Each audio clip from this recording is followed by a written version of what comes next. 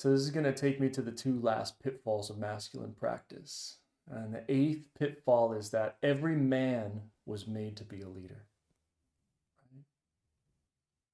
Every man was made to be a leader. How many of you here have heard that the masculine is the leader in the relationship? Raise your hand.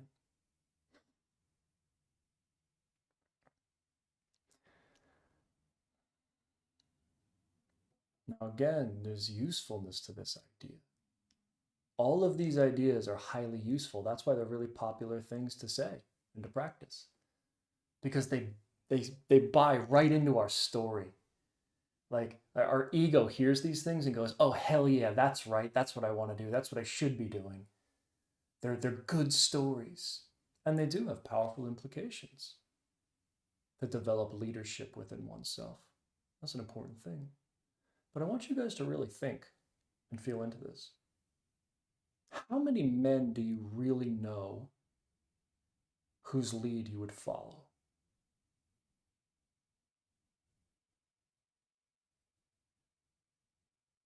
How many true leaders do you know? Where you go, fuck, yeah, I'd follow him. Suddenly you're like, wait a minute. I don't know, maybe a handful, maybe two handfuls, but it's certainly not everyone. And I would have to imagine it's probably not the majority of men that you know.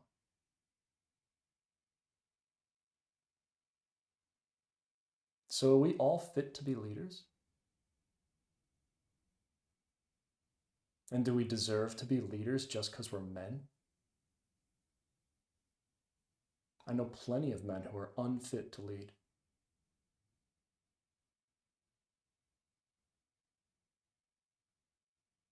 Now, should we all cultivate that quality of leadership in us? Sure, there's something beautiful and noble about that. But the insidious idea here that I want to point out is when we get the idea that because we're a man, we deserve to lead and we're capable of leading. That's when we start to get deluded. We become incapable of being led, of hearing an opinion different than ours, of our woman interjecting and guiding the moment without us feeling emasculated because we're not leading. Can you hear how this idea can just create more conflict if it's not held intelligently? Yes, of course she wants to feel you leading her in certain capacities, right? That's a beautiful gift, and you can give it in many different ways. You leading her heart, you leading her body, you leading her safety. There's so many different ways you can give that. But this idea that you have to be the leader of everything can be quite damaging to both of you and can be a trap and a pitfall for your intimate relationship. So I want to invite every man to really consider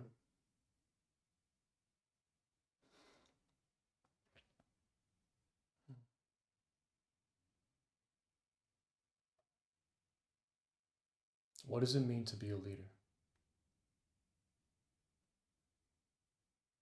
In what ways have you proven you're capable of leading and leading well and have a track record that proves it? Not just some pie in the sky vision that you're unable to create, but you actually have a track record that proves your capacity to lead in these ways. But then the greatest men that I know, that I've worked with, my colleagues and such, are the men who know where they can't lead. They're the men who know when they need help.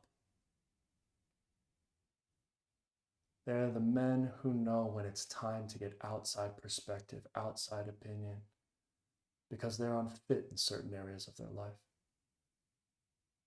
Those men I trust more than anyone else.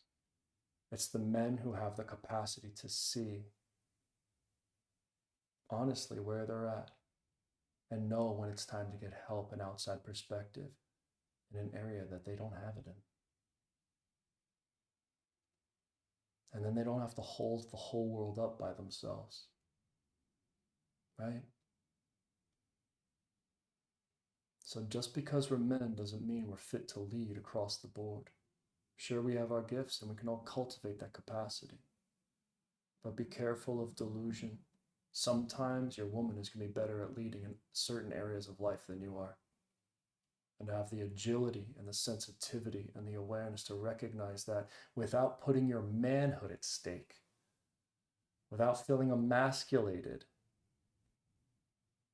then you can be great teammates and partners in life. And that's something I get to appreciate constantly with my woman. She's capable to lead in so many other dimensions of our lives that I cannot. I simply cannot lead in. And I am so grateful of those gifts. But if I was bullheadish and trying to jockey for position and power in those areas of our lives, I'd be doing all of us a great disservice. My child as well. So this is the subtlety in this idea that I really want to pinpoint so that you guys don't fall into that trap.